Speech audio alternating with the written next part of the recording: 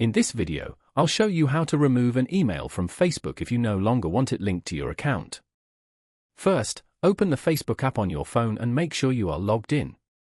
Tap the menu icon in the corner of the screen, then scroll down and tap Settings and Privacy, and after that tap Settings. Once the Settings page opens, look for the Account Center section at the top and tap on it. Inside this section, tap Personal Details, then tap Contact Info to see the email addresses connected to your account.